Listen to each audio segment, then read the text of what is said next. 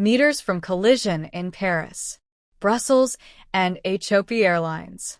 English learning stories. The flight from Brussels. It was supposed to be a routine flight.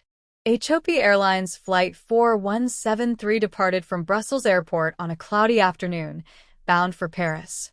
The aircraft, an Embraer 190, carried 78 passengers, business travelers, tourists, and a few weary souls just trying to get home.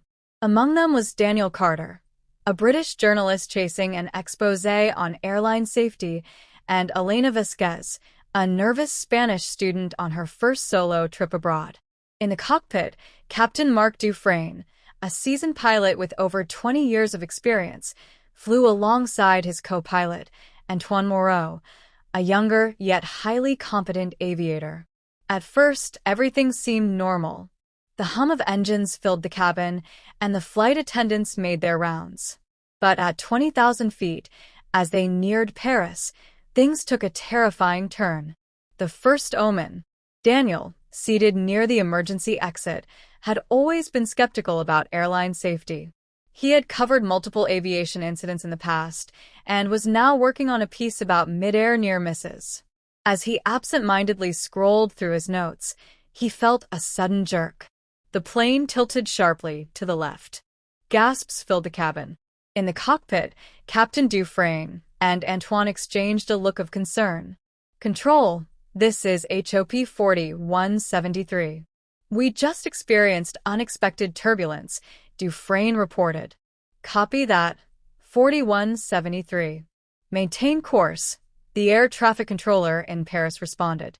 But as the turbulence subsided, another alarming signal came through, an unexpected radar signature. Another aircraft was dangerously close. The ghost flight. The collision warning system blared. Traffic. Traffic. Antoine's hands tightened on the yoke. What the hell? We should be the only aircraft in this corridor. Dufresne's eyes widened as he spotted a glimmer outside the cockpit window, another plane, just meters away, flying in the opposite direction.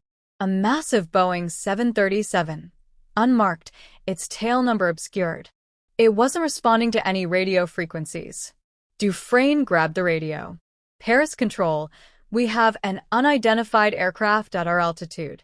It's on a collision course." "Negative, 4173, came the response. "There's no aircraft in your sector." Antoine swore under his breath. "Then what the hell is that?" Inside the cabin, Elena clutched her seat's armrest, sensing something was wrong.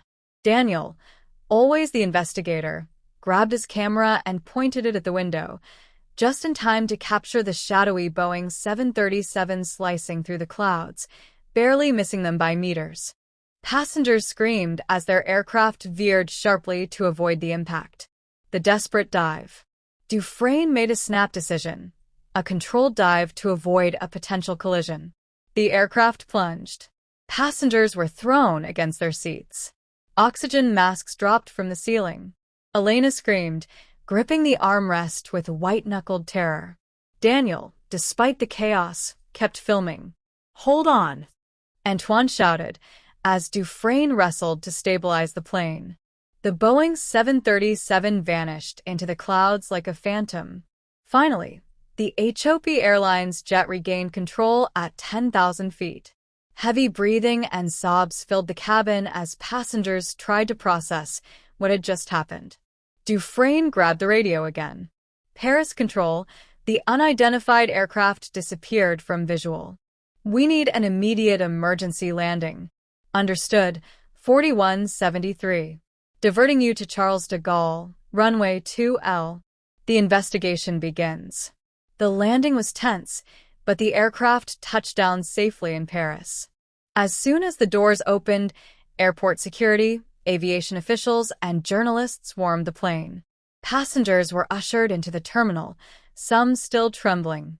Elena called her parents, trying to hold back tears. Daniel, his hands still shaking, played back his footage. The shadow of the Boeing 737 was visible, but its details remained eerily blurred.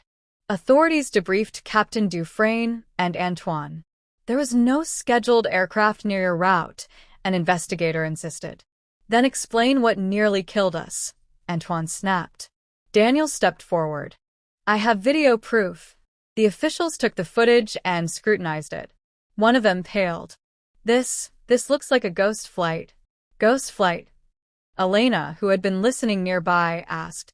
The investigator hesitated. We've had 3 reported sightings of an unmarked Boeing 737 in the past year, always flying near major European airports.